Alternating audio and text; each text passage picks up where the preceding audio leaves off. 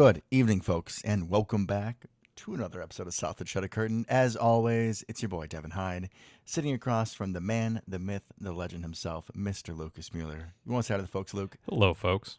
All right, guys, we're very happy to be back on another episode of everybody's favorite podcast, and we will eventually get to covering the Packers-Vikings game.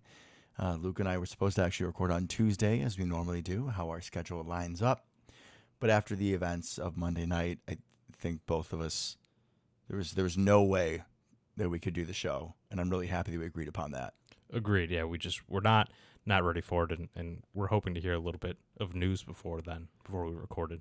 And this means a lot to both of us. I think this means a lot to a lot of the world. This means a lot to, I was in Buffalo for 4 years, to a lot of my people out there, and this is something that we want to talk about, and we do take a lot of pride in our show, and we are going to be as gentle and as tender covering this as we possibly can be. Absolutely. Now, when this happened, I was at work. I think I was in between patients, and one of my good friends turned to me and he's like, "Devin, some Bills player just passed out in the game." And I was like, "What?" So that's where I kind of first heard of it. But for you, Luke, it was a different experience because you were watching it live, and I would love to hear your perspective. Yeah, it was odd, right? Because he initially, T. Higgins runs his route, catches the ball, right? Damar Hamlin comes up, makes the tackle, just past the first down marker, and they fall down. Okay, Damar Hamlin gets up. You at this point, you think nothing's weird, right? Completely normal play, normal hit, NFL hit. We see tackle. It 10 times a game, if not more. Probably more. I mean, really nothing spectacular about this hit. He gets up, and he falls down, and you're like, oh, that's weird, right? And then they replay it, and you're like, what happened? Like, what's going on? Not a shot to the head. No. Shot to the chest. But what you think, what I thought anyways was, okay, maybe he hit his head on the fall, in the tackle. Yeah. Maybe somebody's foot or knee hit his head or something like that. Because then at that point, he's on the ground. People start crowding around him. Your first thought, naturally, when it comes to football, is head injury, neck injury. You see that, right? We've seen it with Tua this year. We've seen it with several people. Nick Foles this last Sunday as well. Too often, but yeah, that's usually where your mind You're goes. like, for this sure. is what's happening. Yeah, that's right. Exactly like you said, where the mind goes based on what we've seen. Exactly. So you're like, okay, well maybe he's got a concussion. He knocked out, can't stand type of thing. That happens in the NFL. Like you said, too often, but to a certain degree, we've almost grown semi-accustomed to it, which is something I want to touch on a little bit later too. But so he's on the ground. People start running out. You're like, okay, I've seen this before, right?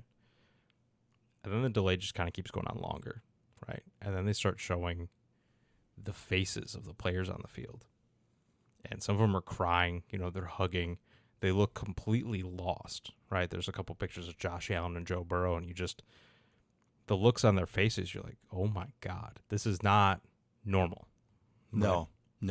Right? This is not just, okay, the guy's on the ground, knocked out cold, trainers are by him, right? Because the reactions of the other players when that happens are not this severe. They don't look just completely lost. They don't look this distraught.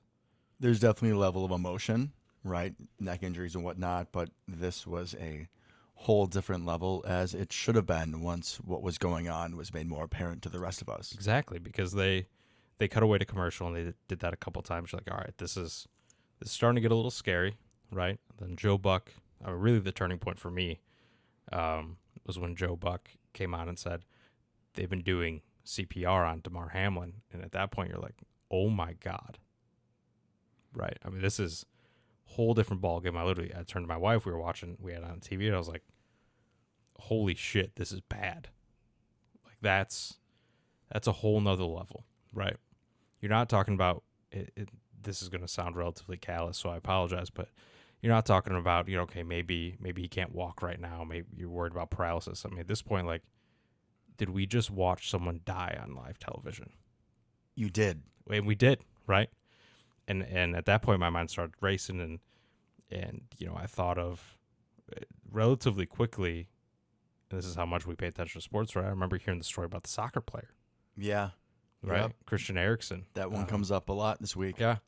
I remembered him, and I remember when those videos were kind of surfacing. I'm like, is this the same thing? Like, quick Google of him, and he was fine. So I'm like, oh, what is happening, right? And they just keep cutting back and forth and back and forth and back and forth to a very unprepared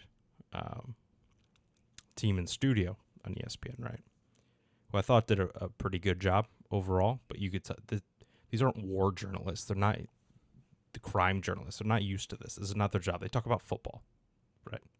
Talk about a game that men play. Nothing that serious. And they were not prepared. I thought overall they did pretty well, but you're just waiting and you're waiting and you're waiting and you don't know what's happening. They just keep cutting back. Occasionally you hear Joe Buck saying, not much, right? Yeah. Send you back to commercial. How do you continue in that? Right.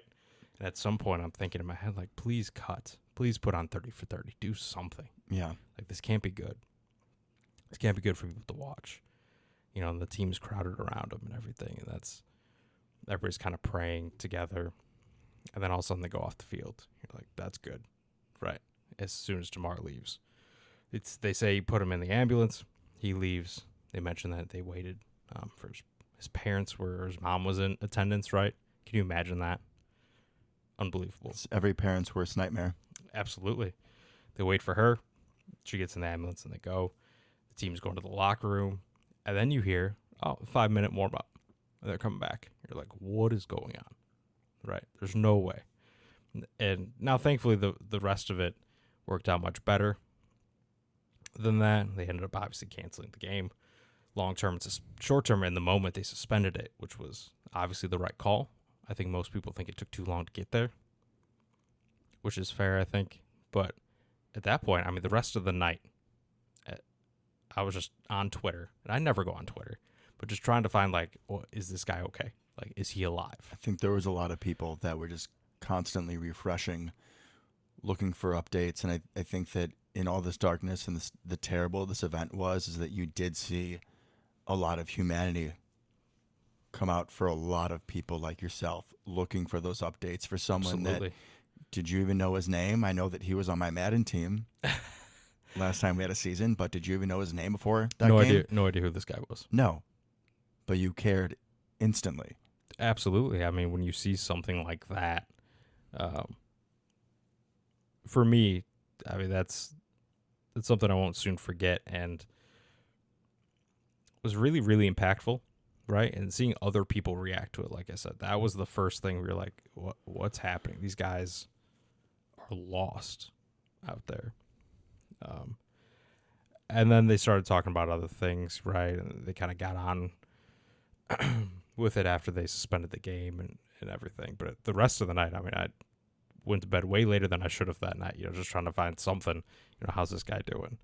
Right. So it was an absolute surreal experience. I think the whole country, like parts of the world, right, was kind of in shock. You don't expect, as violent as this game is, you don't expect to watch someone die, right? You just don't. We've seen scary hits before, or outcomes of hits that before that ended up scary. Ryan Shazier, right? For sure. Some of the perfect hits on like AB, for sure, scary. As Packer fans, we've dealt with a lot of neck injuries that ended careers. Early careers, definitely. Nick Collins, Jermichael Finley, Jonathan Franklin. Thankfully, all those guys appear to be doing well without restrictions on their functionality. But you kind of think that that's like the cap. Ryan Shazier, right, was really, in our lifetime, the worst it's been. And shout out to him. Shout out to his doctors, to his physical therapist, because I feel like there was a report out there that man wasn't going to walk again. Yep. And you have seen him in Steelers games. Incredible. Standing up, cheering. Inspirational. And that's something that if you don't feel the twinkle in your eye, something's wrong, my friend. Something's wrong. Without a doubt. Shout out to him and for the rest of them, right? Living good lives after that. But that's the cap. That's how bad you think it can be. Yeah. Right.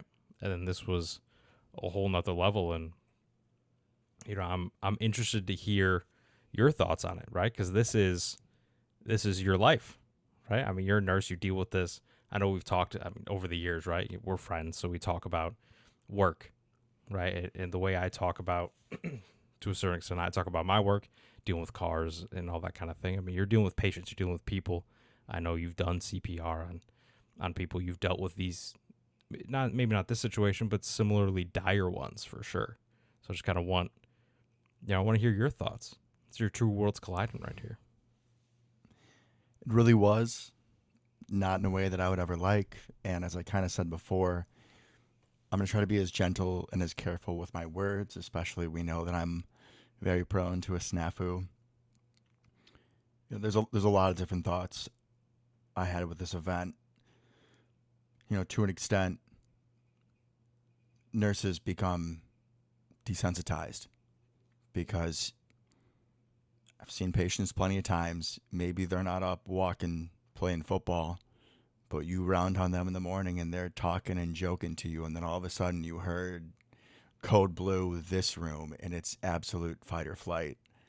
You said something about war earlier or Yeah. battle situations, and it might be over dramatized, but you're trained in nursing school about CPR, and at least in my hospital they make us do CPR quarterly on a dummy, so at least you have some practice. But I remember it was a couple of years before I did CPR for the first time, and then the first time you do it, it's something that my words cannot explain, nor would I want them to.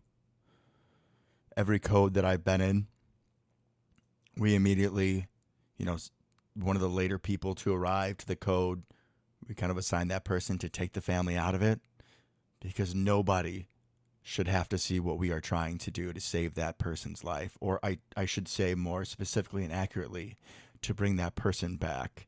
In TV, it doesn't look that bad, and I think there's some misunderstandings. You do CPR if there is no heartbeat.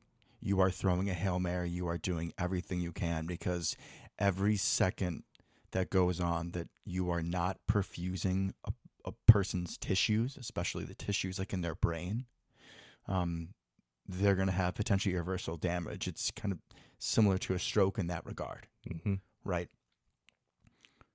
I'll be honest. I mean, I'm sure that my first few codes I responded to, I wasn't great.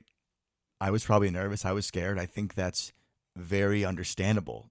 And I know that you did have doctors on Buffalo's medical staff, but you have trainers too, and I'm not trying to speak to any of those doctors or trainers' experiences, because they all did a phenomenal job. Absolutely. One that I applaud them for. And if it wasn't for their actions, Damar would not be alive and talking today. I fully believe that. But what I would like to say is, we're nurses. We're the one who does the compressions.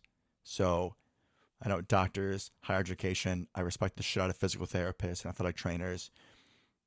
But those people are going into that moment probably not having done it recently, or some of them having ever done it. And they performed an incredible act. I mean, the moment in the middle of an NFL game on a young man, right? I'm even thinking about, do you have to take the shoulder pads off? Medically, do you have to take the shoulder pads off? Because I couldn't push through those. There's no way how that changes everything.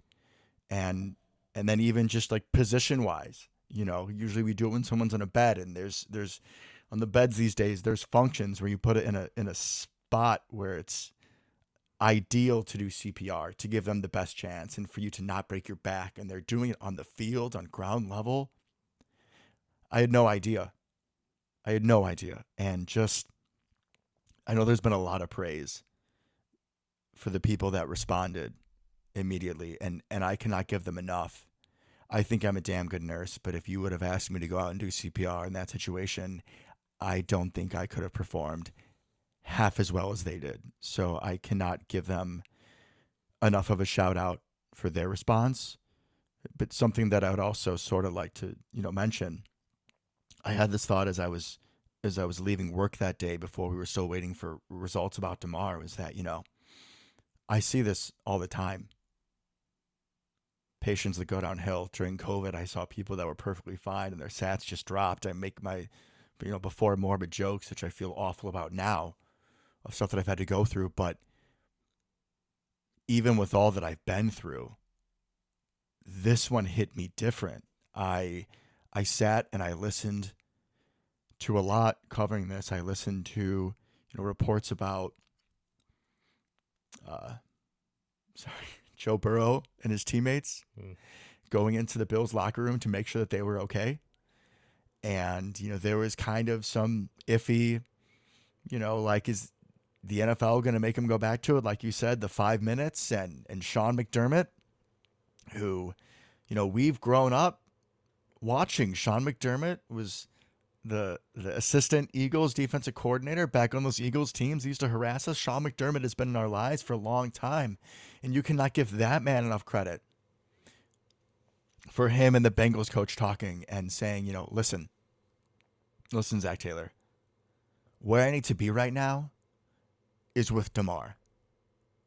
And if you can't tell now, when I saw that for the first time, as a grown man who likes football and light beer, going to the gym and all those stereotypes, I fucking cried. And I am more than okay to say that.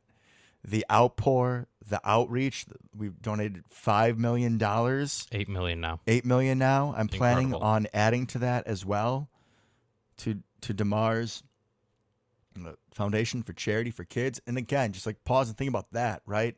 This is a dude who's a backup safety who's, if we were in Buffalo, he is someone that we would talk about a lot, I'm sure. I am. And this guy has this wonderful charity. And I feel like some guys maybe do it for press or PR to look good, but this guy is someone who is not looking for attention. He just does it out of the goodness of his heart. And he did it. He started it before he even made the NFL. Beautiful point. Thank you. I didn't even know that. So, I mean, it's not like he had money at the time, to give back to his community. And he went to college in Pittsburgh because that's where he's from. Yeah. And that's where the charity's for. And the only other thing about this I would like to add, and if I'm talking in circles, I apologize, but this is, a little emotional. Football, nurse, and oh, by the way, this is my city, Buffalo, that took me in. With DeMar, they had to do CPR twice. Like, they lost him twice. And I don't know if the number is 10 or 20%, but when you're doing CPR, it's not like in the movies where you do CPR and you get him back every time. No, you really don't. You push and you fight and you do all that you can. And at some point, somebody just has to call it most of the time. And it really breaks my heart to say that, but that's usually the way that it is. So the fact that they got him back twice, the fact that in those just unforeseen, unbelievable circumstances that they were able to provide that level of care. We look for heroes every day. That staff that responded, that ER in Cincinnati, those guys are the ones that should be getting national attention. I know that they posted something about the Bills trainer who did compressions, and I threw up on my Instagram because they cannot get enough credit in this situation. There's a lot of negativity about Skip Bayless and other people that had really negative takes of, they should keep the game going, all that bullshit. But as dark of a situation as this was, I think there were so many reminders of the beauty of humanity when we choose to be so. I could not agree more. Yeah, so many people stepped up and did all they could for this young man, right? And I think this is going to have a lasting impact going forward. I truly believe that there's a good chance this ends up changing the way certain aspects of injury and health are handled going forward in the NFL. And even outside of that, this is a little bit easier to talk about now that we have the news that he seems to be doing well, or as well as he can be. Right? To be fully clear, Luke and I were talking before the show, and I told him that I was up a couple nights ago, and I was honestly tossing and turning because before we knew that he was awake, I was thinking I was going to come in here and say, like, Luke, I can't. Like, we're going to talk about tomorrow, and that's it. Like, I can't talk about the Packers. I know we beat the Vikings, and I'm so happy about it, and we're going to be at this playoff game, but, like, I couldn't care less because that isn't what matters right now. But the fact that he is awake, and just to speak to the character that this man is that if you haven't heard, he woke up and he was able to squeeze. That's something that we really check for. Brain injuries, neuro stuff, especially in the ICU, that's something they really monitor for. Making sure you still have all your neuro strength, both, your hands and your legs, and he's able to squeeze. Apparently all of his neuros are intact, which is beautiful. It sounds like originally when he woke up, he was not able to speak, or he might have still been intubated. I'm not sure, but he was communicating over, writing. The first thing he says when he wakes up is who won? Who won? Love it. Damar, you just died twice, and the first thing that you say is who won? That's a fucking man. That is a Buffalo Bill right there. And I give a lot of respect to the doctor who either said it back or wrote it back. You won, Damar. You won the game of life because you get a second chance. And I think there's a very good chance that he's not going to play football again. But the fact what this man can do for the world going forward, that he has a second chance that most people don't get, I can't wait. I can't wait to see whatever he does.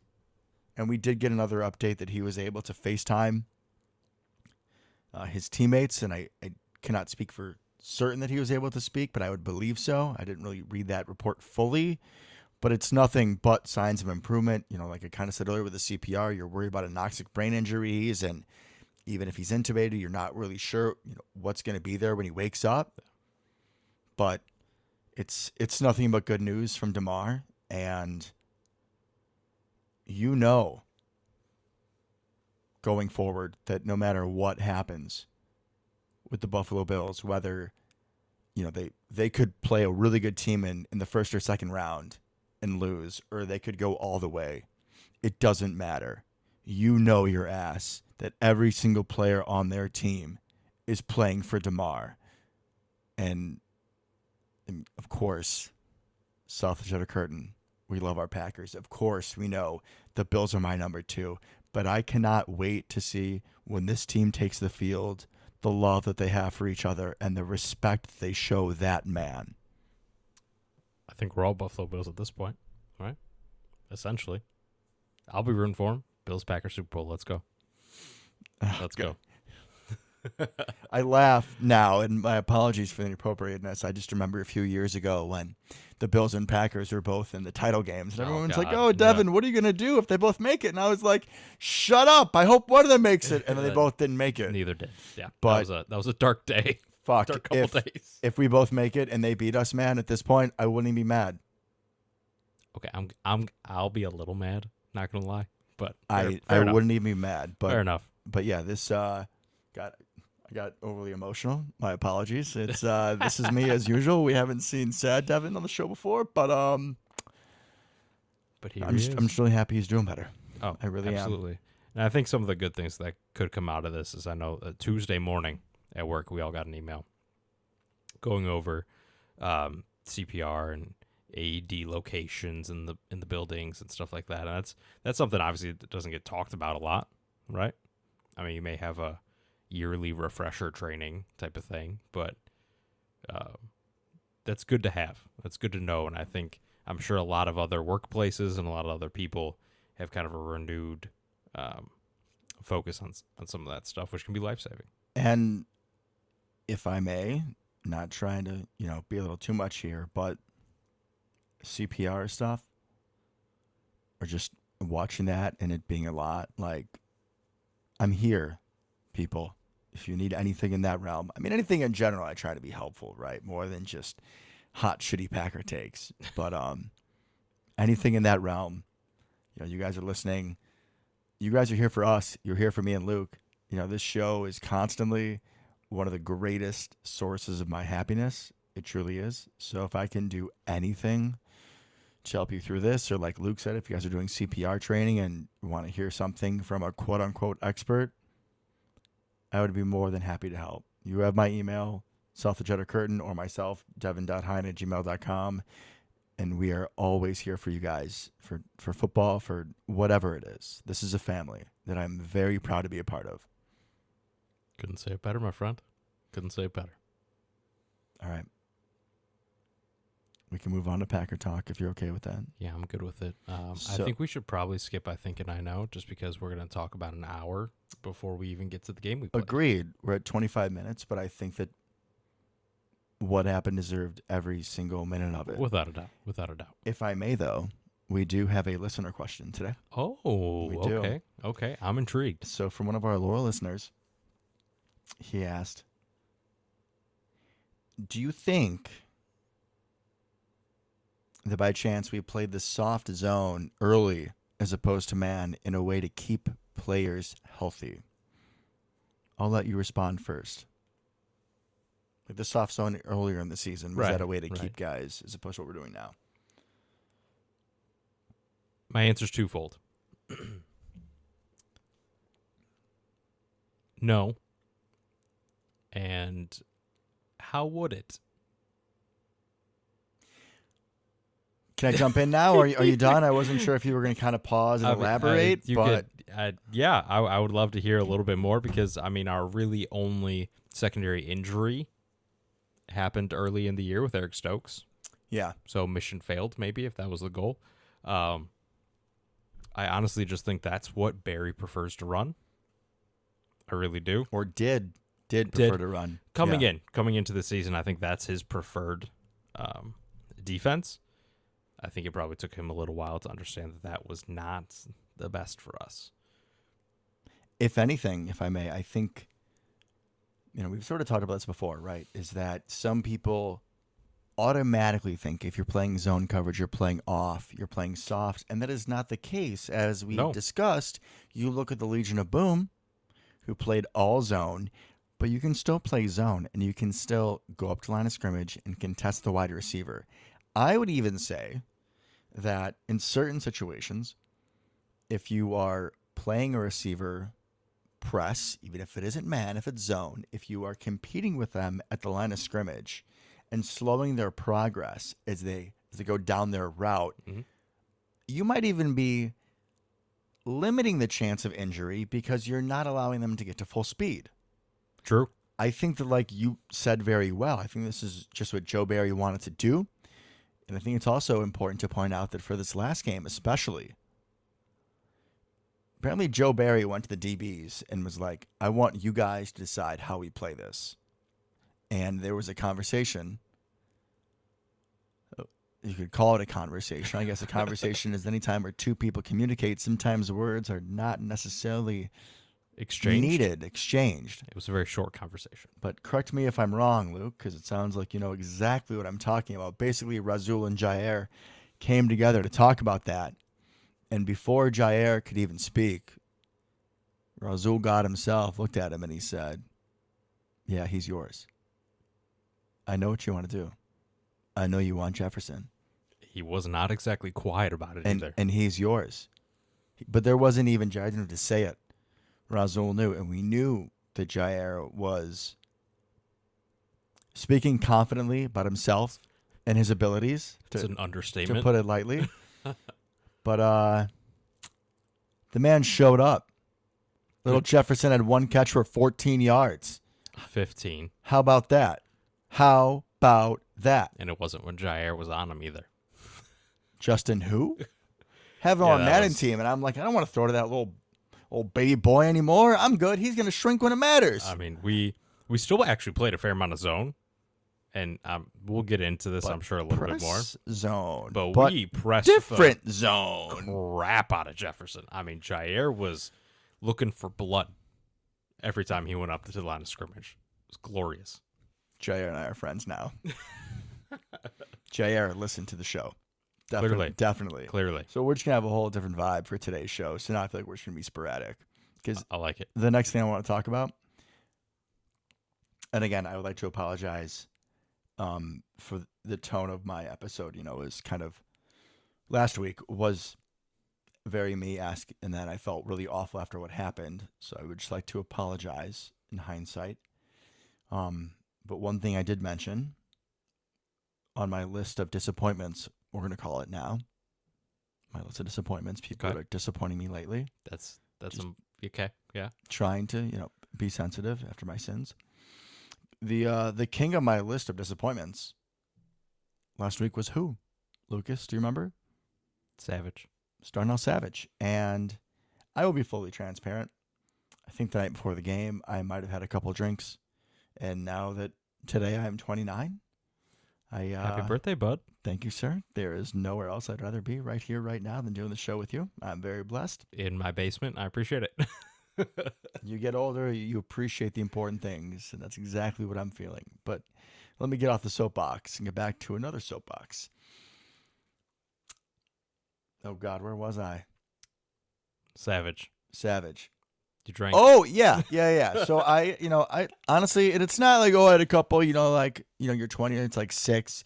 No, it's like I had 2, but I'm getting older, so you still sort of feel it. So I wasn't quite, feeling 100% that day watching the game. I was just kind of hanging at home with my cat. And I see that Keyshawn kick return, and I was like, I mean, that's sick. And that's amazing. That's a little weird. We haven't had one since like Desmond Howard, but like that's a little weird, Not entirely true. Right? Not entirely true. Randall Cobb, his very first game. Oh, Randall Cobb. That's right. Okay, but that was like that was a flash of lightning, and then it was gone. Right? We never saw anything else. But then I see a beautiful batted ball by Razul God himself. Of course, of course he set it up. No doubt. And I was like, yeah, I believe that. But then Darnell Savage catches it, and I'm like, okay, cool. And then he keeps running.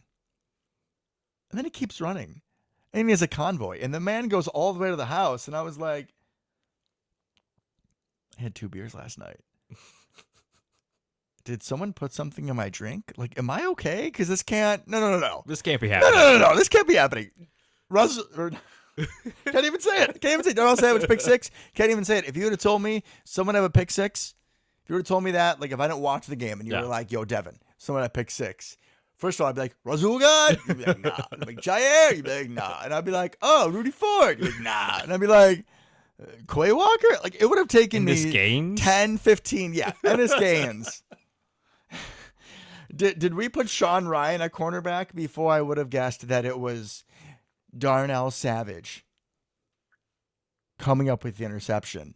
And as much as I have, and you as well, it's not just me, as much as Packer Nation as a whole has expressed our displeasures with Darnell Savage. I mean, you think about it in life, right? Like, you get demoted, you have something kind of not go your way, and it's really all about how you respond. And every report out of that Packers locker room is that he had responded with humility. There was no saltiness. There was, all right, you're right. I need to do better. I'm going to sit here and listen. And when I'm given the opportunity, I'm going to help this team. And that is exactly what he did, especially with Keyshawn being banged up when we only let him play for 3 plays. Yep. I felt pretty good with Savage being in there. I was extremely proud of that young man, how he played and how he responded to adversity. Yeah, I once again could not say it better myself, Devin. On a roll today. But yeah, apparently he came in and played the second half of that Dolphins game, right? And then they thought that his play that second half was good enough to earn him back the starting job for this game. Incredible job by Savage. And that was a play that we didn't make earlier in the year, right? No. Early in the year, we couldn't get a turnover to save our lives. And we finally got some, right? And we have been for the last couple of weeks. And it was really good to see Savage, of all people, get it. Can I ask you something? Yes. Real quick. Go for it. You're talking about, momentum. Fuck, I ruined my whole joke. Devin's in rare form, Sally folks. gave me wine before our episode today, so it's a different type of buzz, different type of vibe. What I was gonna say was that we were just talking about how sometimes it takes just one play, and all of a sudden things change. It's like Uncle Mo, your favorite joke, is still here. I apologize, folks, that everyone had to listen to Devin explain his joke after he ruined it. But what I do best. Let's just say we're both proud of Savage and hope to see more good things in the future. Oh, for sure. I mean, listen, this dude, he's a first-round pick, was a freak in the slot in Maryland, and we see glimpses. And if we can just get good Darnell, and I think that when he has limited snaps and a limited role, it helps. And what also helps is the incarnate version of my brother-in-law. That is Rudy Ford, yet again, with an interception. Now, granted, as with many of Kirk Cousins' interceptions, he was under a lot of pressure because that defensive line is like, what's up? We're still here. We hate that guy. We listen to South of the Cheddar Curtain, and Devin, we got you. We're coming for you, Kirk. Don't worry about it, bud. Don't worry about it. And I think the impressive thing there is that Cousins only got sacked twice, but I felt like he was constantly under duress. Numbers lie. Numbers lie. True. He was hurried quite a lot in that Rudy Ford interception was clearly caused by pressure. Couldn't step into it, was pressured, underthrew the ball. Easy pick. Easy. And if we're talking about pressure, this is definitely more of a you guy than my guy. I do love him, but, in our wheelhouse, maybe one episode we should just write on the whiteboard who is mine and who is yours. This is definitely a you guy. Kenny Clark coming up with the holy trifecta. That was amazing. Power rushes through the center, just snaps the ball right out of Kirk Cousins' hands. Stole his lunch money. Thank the heavens he did, because apparently we had some Mike Pettin, because in that play, Preston Smith was lined up against Mr. Jefferson. He was. That felt like a pretty, 1700s coverage for Mr. Jefferson, if you get what I'm saying there, dog. But, Kenny Clark just straight up just swats it away while Kirk's just holding it. Like they were squared up. It was weird. It was he had no idea that he was right there and just swatted it. Was right in front of him. He didn't even attempt to tackle Cousins. He just kind of slapped it out of his hand like he was a little boy. Like we talked about last week. Oh shit, I'm good again. Swat that, grab the ball. Honestly, that clearly needs to go down as a coverage sack for Preston Smith. Locked Jefferson down on that one. Without a doubt. You see Preston? Oh shit. It's that dude. Locked him down. Jefferson had a little option route out of the slot. He was not on our boy Preston Smith. Biggest cornerback in the league. Oh, easy peasy. We're talking about a lot of the sexy plays, which, understandably so. But we need to just rewind for a little bit and really talk about the antithesis of this game. Okay. So, it'd be really fun, guys, when you're at home. Take a drink every time I say so. It'll make for a great night for you. Not a very good morning tomorrow. No, probably not. And then you may not believe the Packers result that you see in front of you. Happens to the best of us. Anyways, so what was it? That the Packers, did we get the ball first and then they got the ball first. They got the ball first. Didn't do anything, right? Yeah. Then we got the ball. We get the ball, and then we have a blocked punt. We're like, oh, here we go again. Game's over. Here we go again. We get the ball on the 1 yard line. Get them on the 1 yard line. And we didn't give up a single inch. They went backwards. I cannot think of a Packers defense, not even in recent years, I cannot think of a single time that an opponent got the ball on the 1 yard line and we held them to no touchdown. Yeah, to nothing. 3 eventually, but right. So they get the 3, and then after that, it was 41 unanswered. We said, see you later. Just, we're gone. And what was interesting is after the game, Rasul said that's when they knew. They knew when they stopped them at the goal line. We won. That's it. It's over. I cannot tell you how many points you get in my book, as if you needed more for mentioning a Rasul quote. Thank you, Mr. Mueller, as always. I got you. Thank you. That play just, again, there's been several points in the season that kind of felt like playoff games, playoff situations, or they're that pivotal. And normally we roll over and die. And this time we didn't. Nope. We didn't. We fought back and we're like, no, we're here. There's been some sort of, questions in the locker room. I don't know if it was Rasul I was listening to today, but one of the DBs was saying, recently we've been spoiled. Like last year, did we have a lot of adversity in the regular season? We haven't in a couple of years. No, we haven't. How many games? Cruising to 13-3 or how many games have we had this season? All of them. All of them, basically, except this one. I remember the year. I think it was the year. It ended up being the year that we lost to the Cardinals in that crazy Rodgers' first year, 2009, starting in the playoffs before he went to the Super Bowl. Yeah. But his first year starting before that, we went like 6-10, but we were close in a lot of games. And I just felt like Aaron couldn't finish drives. It wasn't always him. Like maybe he'd throw a pick or there'd be a sack or he'd throw to someone and be a fumble. Like there's always something, but there's a lot of one-score games where they were that close. Like you saw the flash of Aaron Rodgers, but we weren't closing the deal. And then week 1 of the next season, we play Chicago and we're down by 4 or 5 and it was a 3rd and 1 at midfield. Key situation, and you're expecting Ryan Grant up the gut, and Aaron play fakes it to Greg Jennings like a 50-yard touchdown. And in that moment, I was like, all right, we're over that. We've gotten over that hurdle, right? And how many times this season, as Aaron has said, there are a lot of times, even all the way back to Dallas, where we're down by 14 in the 4th quarter, and with the pieces that we have, and Christian Watson was only becoming, at that point, what he is now, right? We saw a touchdown at that point, but he had 2 more in that game.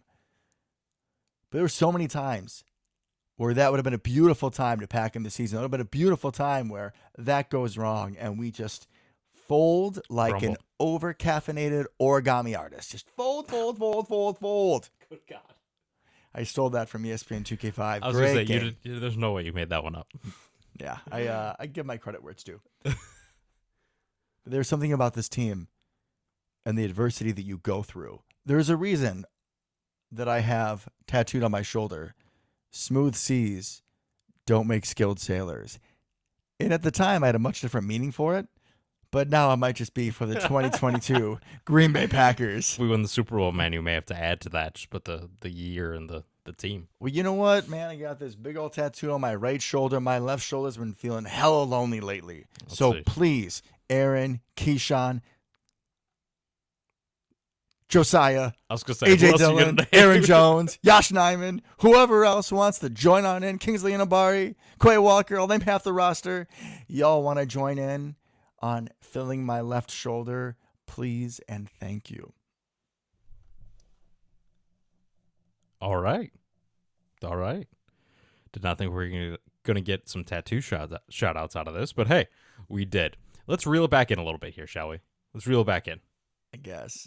I don't know if you're going to be capable right now, man.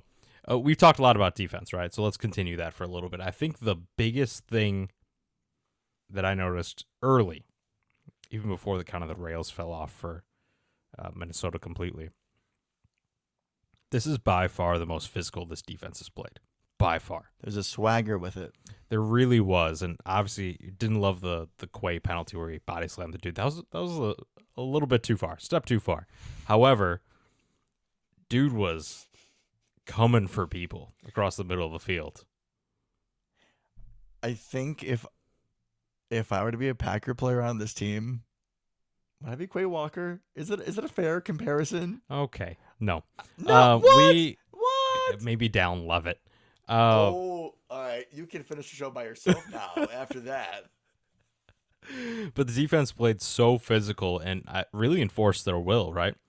Minnesota's not a great rushing team, but we held them to not much. I mean, overall, they got just over 100 yards, but a fair amount of that was garbage time.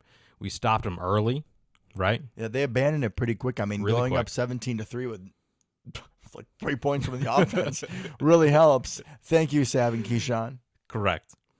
And that the D just kept up the aggression, right? And I think that's something we're going to need to see this Sunday night and hopefully, right, beyond that. But this is what the defense was supposed to look like all year, right? We saw flashes occasionally, but this is it. That's what we wanted. Aggression, fly to the football, right? There was one play where they kind of threw a swing pass out there on 3rd and long to Dalvin Cook. I'm sure you remember it. Mm-hmm. There were like 5 Packers right there. There's a swarming, which we did see in At Miami. times, Yeah, for sure. At times, which is what we needed to see all year. But they've really turned it around. I like a lot of what they're doing with Quay. They seem to kind of unlocked him a little bit. I like a lot of the edge stuff with him, right? Simplify the game to a certain extent. Quay's a freak athlete. He can do everything. You see the ball, get the ball. Jimmys and Joes, not X's and O's. Thank you, Devin. Thank you for that. So overall, defense played phenomenal. Guys up front, Jerron Reed looked great again, right? TJ Slaton's really been coming on strong. TJ Slaton, yeah, he's another flasher. Like, disappeared for a few weeks, and he's like, "What's up? I'm here. I'm Kenny's buddy. We're good here." Yeah, really, just stuff in the run being disruptive. Kenny played fantastic. A lot of this may go with their third string center, right? That didn't help him at all. I don't care. Yeah, but I don't want to hear excuses, right? Nothing. We had Jake Hansen out there for a while, and Royce Newman playing tackle. Twice. That happened twice. Yeah, Royce Newman separate times. Royce Newman is on our team, so I don't want to hear any excuses. Okay. It's Nashville's own Royce Newman to you, bud. Here we go again. But overall, that defense played great, and it was nice to see so many people step up into their roles, right? Obviously, Jair gets a lot of the flash this week, gets a lot of the press because he shut down Justin Jefferson. But he did it by playing so aggressive. And I don't know if he fed off of the rest of the defense, or the defense fed off of him. But that, just the entire intensity was turned up, right? And I'm not going to lie, I was nervous when Jair did the gritty. Oh, you texted me right away, and you were like, Jair, a little early from the gritty. And I don't remember exactly what I said. You know, in my weird element, I might have been like, I think we're going to be okay. I wasn't as scared as I should have been, and I'm glad that I was right. I was like, yeah, I mean, I appreciate it, but that wasn't even like a breakup in the end zone. That wasn't an interception, you know. But, dude, It was a great play. He got in Jefferson's head. Justin Jefferson Without a doubt. nearly, after he removed his helmet, nearly hit a referee He did. in his spine with his helmet. He did hit him, but it looked like he kind of pulled up, so it was probably more of a tap by the time it was there. just a little tap. But, you know, people always talk about getting in someone's head, and it was very obvious. I think it's kind of the mind game that you play, right? Is when Jair's talking shit all of the week coming up to it, and every Vikings fan is like, I want to kill Jair. And then it's like, oh, look what happens. Oh, Jair makes a good play. Oh, I already hated that guy. Now I'm extra frustrated. Now I'm not worried about beating the Green Bay Packers. I want to show that guy what's up. And, oh, he just schooled me. Now I'm extra mad. Exactly. And I think clearly got in his head, right? Justin Jefferson threw his helmet. Besides that time, he threw it another time, right? Yeah, you just lost any chance of MVP there, bud. Probably any real chance of crossing 2,000 receiving yards, too. Yeah, bud. 15 yards doesn't help, does it? Let's have Calvin Johnson keep that record for a little bit, shall we? He deserves it. We're going to do our best. We did what we could. I mean, we really helped him out. So with We all that really we've did. done, you know, he deserves. Shout out to Calvin Johnson. But the best, that man. 100%. But really nice job. Really nice job overall with that aggression. And that's something we're going to need to keep up, right? We did a lot of that kind of 6 front with one linebacker, right? Because Quay played on the edge a fair amount, just leave Devondre in the middle. Worked great.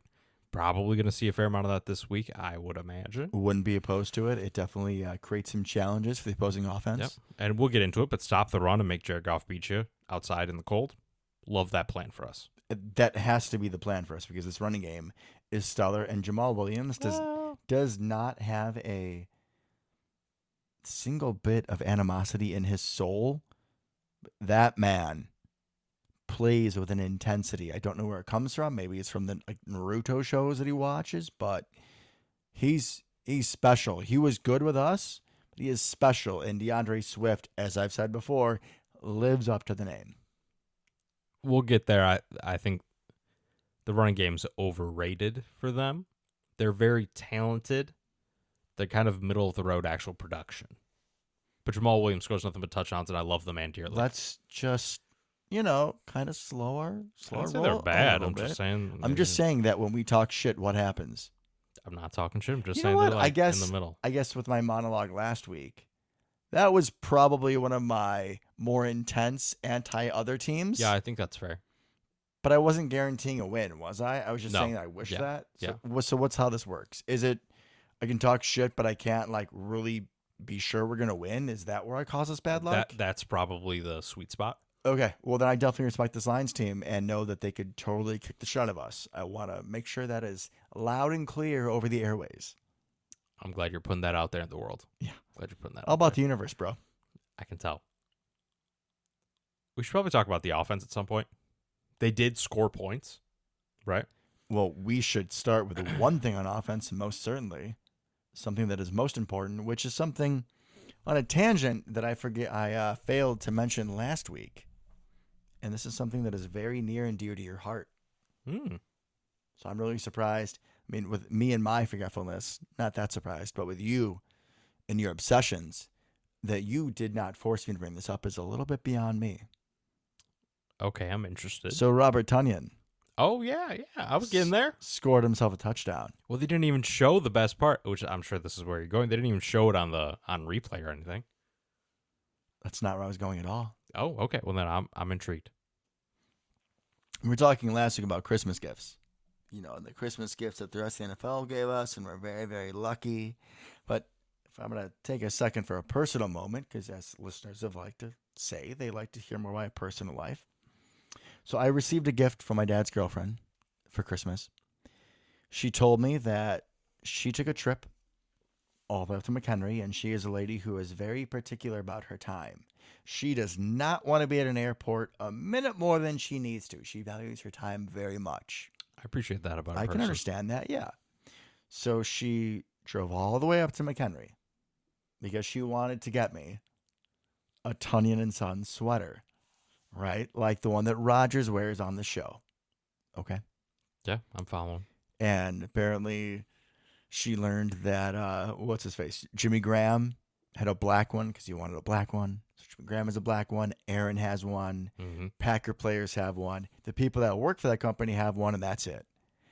People, one of these people, thousands of people apparently call in asking for a hoodie, and they always say no.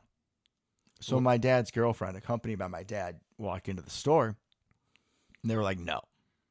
Like, not even like, it was like a no. Little background there. The construction company. Big construction company. Thank you. Bob's family's construction company. My apologies. So, you know, they're kind of shooting the shit a little bit. My dad and his girlfriend, they're building a house. Maybe they're like, oh, we should have you to the house. And they're just talking about other stuff and, you know, which parts of Wisconsin they grew up. And I think that they had completely given up on getting me the hoodie, which is totally understandable. I mean, if it was me, and I think I'm pretty gregarious, even at that point, I would have felt awkward and been like, okay, I'm really sorry. I hope you guys have a great day. Thanks for talking to me. But they didn't. They didn't give up. Or maybe they did and just stayed and kept talking. I don't know. But they stayed and kept talking for like 40 minutes. Then eventually one of the guys was like, all right, like come back to the back room where the hoodies are. So my dad's girlfriend was able to get me what I am wearing now, this W.M. Tonyan and Sons Inc., the construction company hoodie, which I feel pretty fucking proud of. But what I am most proud of is that after I opened it and realized what it was, my entire family's response was, oh, I got to hear what Luke is going to say about this. And that is the power of this podcast. That is the power of the love for you, my man. Thank you. I appreciate that. And my obsessive love at times for people from the state of Illinois, specifically Big Bobbert, Roberto Grande himself, McHenry's own. McHenry's own. And honestly, you look fantastic right now. And I will say it is not a black hoodie. Maybe it's probably even more rare, right? Oh, I think most of them are gray. I think that Jimmy Graham was particular, and he wanted some black. But I believe Rogers was also black. Just saying. So, I mean, you're part of the family at that point. And it looks great on you. I am a little jealous. I bought you a Robert Tonyan jersey. You did. So, I mean... Last year, 2 years ago? Yeah, you did. So, I think we're even there. But you look great. Very proud. And very proud of your dad and his girlfriend. Because what a gift. What a gift. Yeah, honestly, I mean, it's just a fucking hoodie, right? You can say that. It's not just a hoodie. But exactly, it's not. And all the effort it took and just... Love it. As I get older now, as I'm trying to feel a little wiser, you appreciate what's really important in the people that put effort into your life. And it meant a lot. I've been just talking about the offense. Reminded me about Big Bob and his touchdown. And I was like, how that got beyond me last episode is... way over my head. So now we can continue to the offense. And Big Bob Tonyan. And Big Bob Tonyan, who's back, baby. He scored a touchdown, right? And did you see what he did after he scored a touchdown? Tell me more. His teammates created a tunnel, right? Okay. I have no idea how they did not show this on air because this is amazing. They made a tunnel, right? They put their arms up and like 3 people on each side or whatever. My man grittied through the tunnel. I love all the gritty shit talk we had, and especially coming from Big Bob, undrafted free agent out of Indiana, but from McHenry. Don't worry. Indiana State at that. But yes, but God. from McHenry. From McHenry High School. McHenry Zone. McHenry Zone. Hell yeah, Big Bob. Right? I love, like, I don't want to see us do the gritty ever again, really. Not a huge fan. I mean, this week it would be completely inappropriate. I don't know what the proper celebration would be this time. I don't know. Could we do like a sun tanning one somehow, where like the guys all lay out and kind of For Amon Ra. throw their heads back? Yeah, for Amon. That's pretty good. Amon Ra St. Brown, the sun god. You're welcome, Packers. That's a pretty good Maybe one. have some of them like, like squishing like you're doing a spray tan bottle on each other. It's very elaborate. Done. You're welcome. But I loved the gritty references just because of Justin Jefferson, and that was absolutely amazing. No idea how they missed that. No idea. That was really good. Because that was a great clip. They definitely should have replayed that more.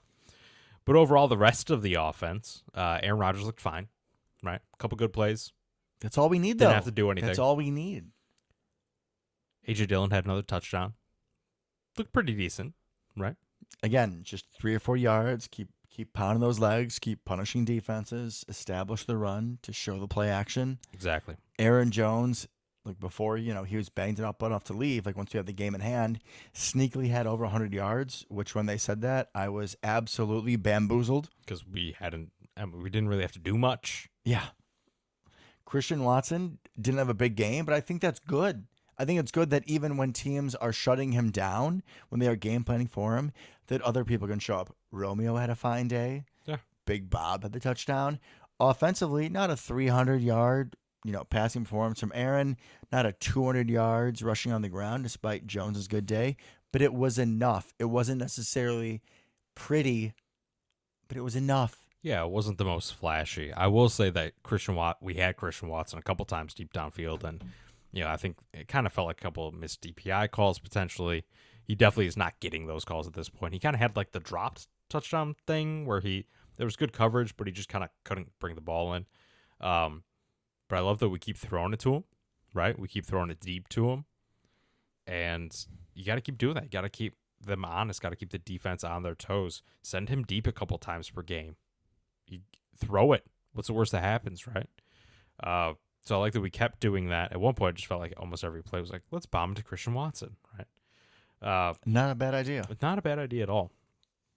But yeah, fine day. He's still affecting the game, affecting the defense, despite not getting the ball much. And Aaron Jones looked great. Aaron Jones truly, truly looked great. 14 carries, 111 yards. Explosive. I mean, he looks like Aaron Jones. Right? It's what we need, yeah. I love him so much. He's so good.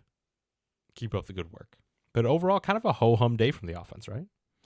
Again, they didn't have to do a whole lot, and I think that when you get up, 17-3, and you're seeing that the other offense isn't doing a whole lot, you don't want it to change your game plan, but it definitely does. There weren't a lot of calls where I was like crap, guys. Like, really, what are we doing? It was enough. We still saw good sparks, and between the offense, defense, and special teams all of them playing complementary football when we needed to, has me feeling good going into the future. Probably has me too optimistic going into what's ahead of us, because I'm throwing 2010 references when my friends talk shit. Yeah, and we'll get there shortly. I would be completely remiss without bringing up some more special teams, right? Feels like we almost glossed over the kick return touchdown, probably because we've all been expecting it for so long. Feels like every single one could go to the house. There's a lot of really key players besides Keyshawn on that play. There are. Such as Devin. I would like you to take it. No, man. I want to hear your moment. I want to hear you say it. Nope. So look, just remind me, in that middle wedge, who are some of the guys in that middle wedge who had key blocks? You don't know. That's sad. There are 2 of them that I would like to mention. Hey, very man, specifically. Go for it. Honestly, even 3. Let's hear it. Folk heroes. Folk heroes. If I ever have children, I will write them a book, and it will be about Patrick Taylor, Oh, good God. Tyler Davis, and Josiah DeGuara, because people are like, yeah, Keyshawn Nixon had to make one person miss. Well, why do you think so? Is he Moses? Is he parting the Red Sea? No. He's got our backup tight ends clearing the way for him. I mean, that was an incredible hole. And I do want to bring up something that I kind of thought of about that hole, because fantastic blocking. Could have run a couple semi-trucks through that hole at one point, right? One of the replays I saw, looked like a fair amount of the Vikings defenders on the right side as we watched it. So the left side if you're Keyshawn. Kind of ran to the outside. Yeah. And why is that, Devin? Ran to the outside. So to cut down and to go around their blocks, right? Yeah. Wouldn't that be a good idea? It would be. But I think it's also because that's what Keyshawn Nixon's been doing. Because he's going to cut back. He always goes to the outside. Yeah. He runs straight and then cuts and then he goes, right? He picks a direction and goes. This time he didn't pick a direction. And I think that is a beautiful point that you made, and I wouldn't have. So, again, this is why you are the best co-host in the game and one of my best friends and one of my favorite effing humans. I appreciate it. Because so many times when you have a young player that gets hot, right? The big adage is like, oh, once we have film on him, we'll slow him down, which is exactly like you said, Luke. Keyshawn normally goes to the outside. So then the defense or special teams coordinator for Vikings are like, hey, yeah, contain the outside, really sell that, really protect the outside. And then all of a sudden he realized, I got TD, I got Josiah, I got P-Money Taylor, and they're going to lead me all the way to the promised land. And that's exactly what they did. And the only person in the way is the kicker, who's barely going to touch me. With Keyshawn Nixon's attitude, what do you think was going through his head at that moment? You kidding me? You gonna stop me? I'm Keyshawn Nixon. You're gonna stop me? Good luck, son. Good luck. Good luck. Go home to your family. Go fly home to Minnesota. I don't want none of that bullshit up in here. See you later, guy. I'm Keyshawn Nixon. Fourth string safety, special teams guy, whatever. Yeah, I'm gonna show you. I'm gonna show you what's up. I'm gonna show you where I'm from. I do have to bring up one more person before I think we should move on to a little bit about Sunday night, right? Oh, is that important? Something happening Sunday night? Yeah, we'll get there. We'll get there. Oh, okay, cool. But what else happened on special teams, Devin? Right? We talked about the punt block, which normally would kill us. I was going to say, I thought that's where we were going. We had the kick return touchdown. What else happened? Oh, yeah. What else happened? Yeah. The Silver Fox happened. Didn't he have a doink in? He doinked in from 56 yards, the longest field goal in Lambeau history, from a man that is old, practically old enough to be our father at this point. Shout out to Silver Fox, right? Comes out there. Wasn't even supposed to kick the field goal. Wasn't even supposed to be on the field. Just the floor turns around and there's Mason Crosby on the field. Well, I guess we're going to let him kick it. It's really unfortunate that I've already quoted Miracle once this season. Mason's like, nah, guys, I got this. Yeah, maybe I didn't hit it. I didn't even try a kick from here in pregame. And the interesting part of that is that we had activated Ramiz Ahmed, and then he was a scratch with a late injury, wasn't he? Yeah, he was. So it's like Mason's like, Ramiz, you can seize on the bench. I got this shit. Let me show you what's up. Maybe you take over next year, son. But I'm the Silver Fox. I listen to South of the Shutter Curtain. I love Luke Mueller, Devin's whatever, but I'm going to show him what is up right now. And just drilled it. And yeah, he doinked it in, right?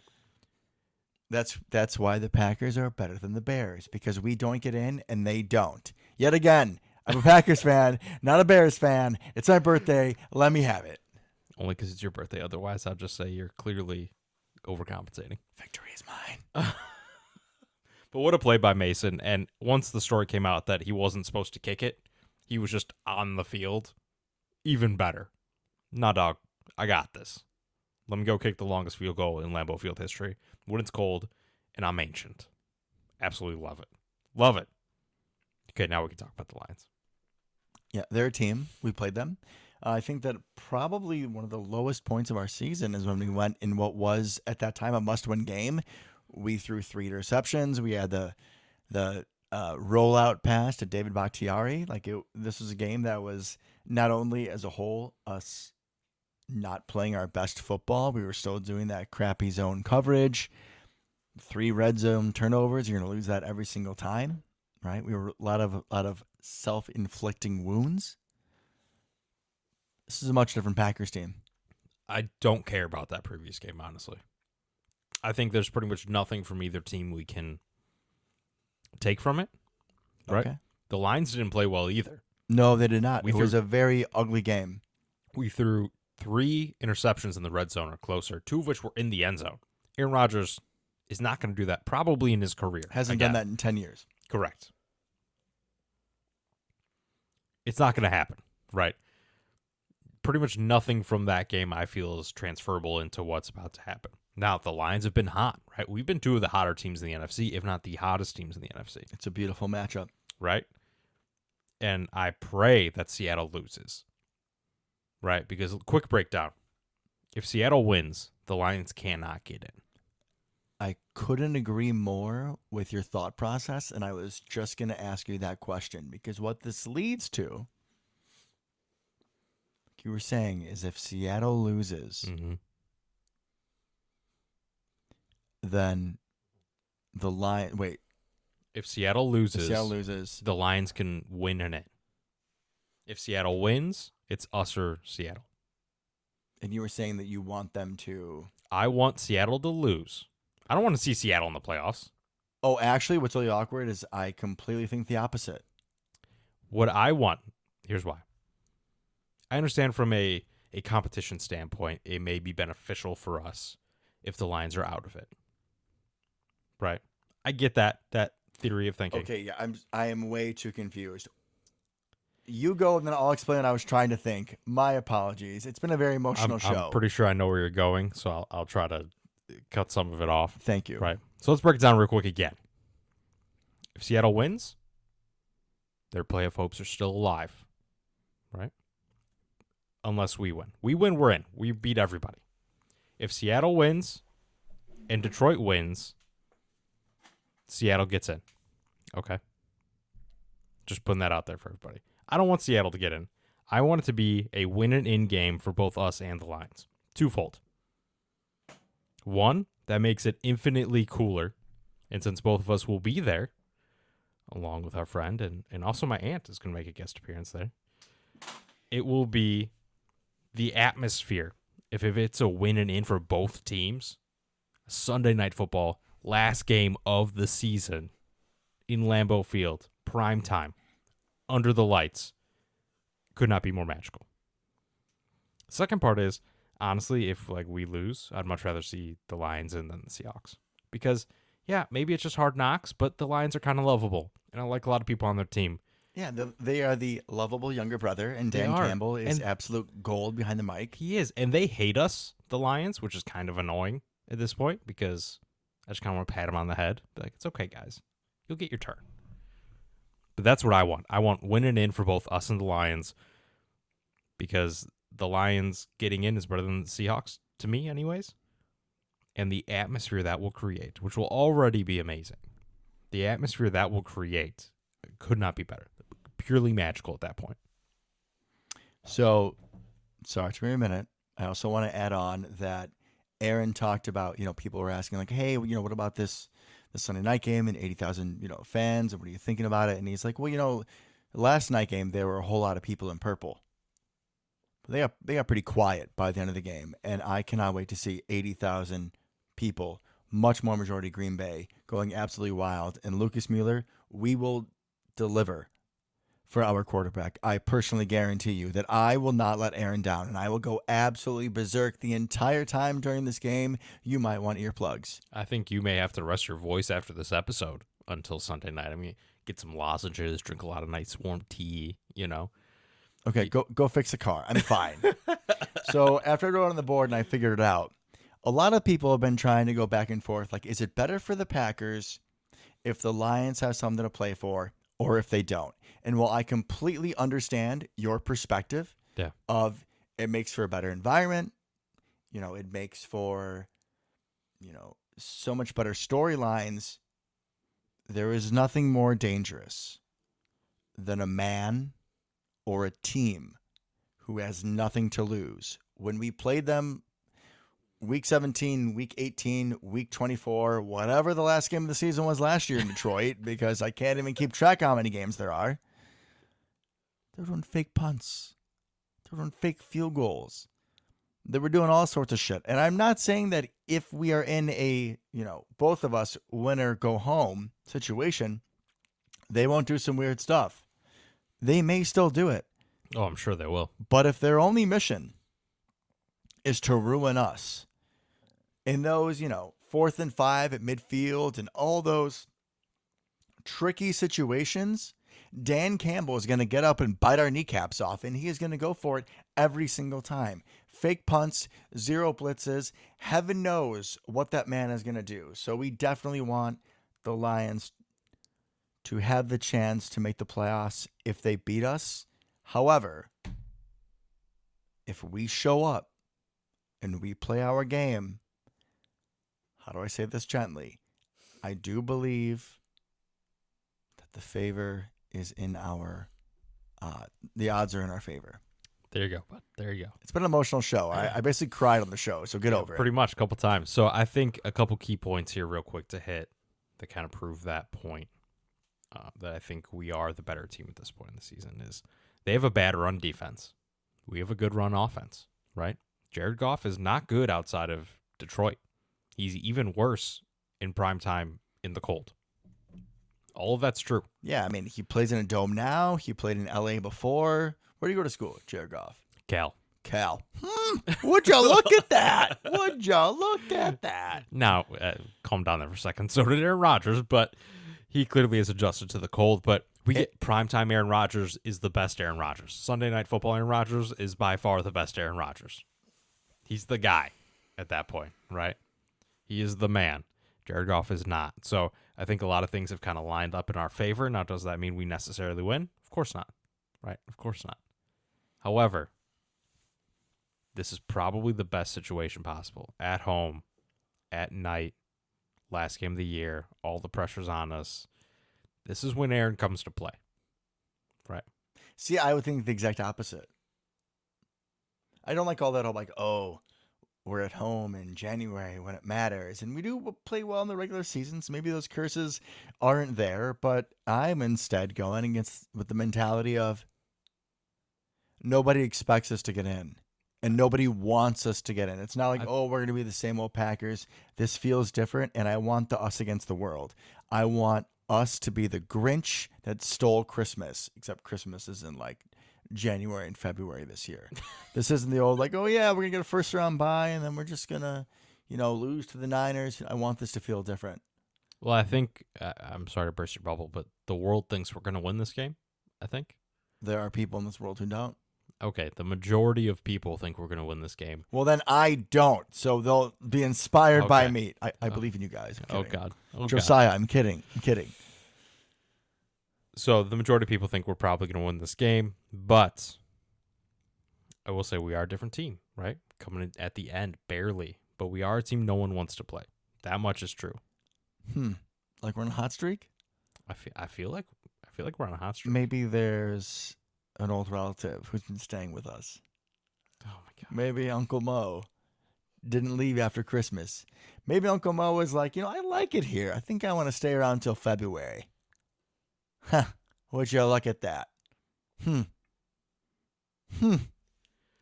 Guys, I think we need to stop the pod at this point, wrap it up real quick, because Devin's whipped out the same joke twice now in the same episode. I fear for all of us if he does it a third time. Sorry, getting a little older. My memory's, not what it used to be. My apologies, folks. My apologies, Luke. But I will say, we will be there. South of the Cheddar Curtain is going north. And we bought tickets 3 weeks ago, and we still had a 20% chance of making the playoffs. Oh, yeah. And we're like, damn it, we're going to do it. And they were much cheaper then. Now tickets are triple. And we're going to be there. And we're going to go see. I might have slid into Aaron Nagler's show DMs.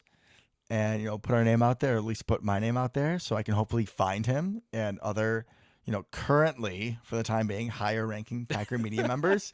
And then I'm just going to start, snaking my way in there and see what I can do. I appreciate that. I appreciate you putting us out there like that. I mean, I can pass off for pretty personable. I mean, you're a talker. You like people. So. I do for the most part. I don't know if anybody could tell listening to this episode, but you're quite the talker. What are you talking about? You literally carry the entire show. I just sit here awkwardly. What do you mean, bruh? That is not the case. But yeah, I mean, maybe we should get a South of the Cheddar Curtain banner across JP's car. Honestly, Luke, with how hot I'm feeling, maybe I can get him some core work before the game, so it's not like a national travesty. And then I'll go shirtless and just have South of the Cheddar Curtain across my chest. And you know they like to show people that are shirtless They're not going to be able to on read it, man. NBC. How are they? That's way too many words. I'm a tall man. I have a long abdominal cavity. All right. You know what? Maybe I'll do like my Razul God paper towel. Maybe I'll put it in red south of the cheddar curtain so it really stands out. Like, does that man have an infection? Oh no. What does that say? South of the cheddar curtain. Let me go look that up. Oh my God. Look at this content. Look at this back and forth. I should listen to that some more. And there we go. And then ESPN is calling us. Lisa Salters is here in your basement. And bada bing, bada boom. See how this shit rolls downhill, man? I'm glad you have our entire future mapped out for us. I got nothing, man. That's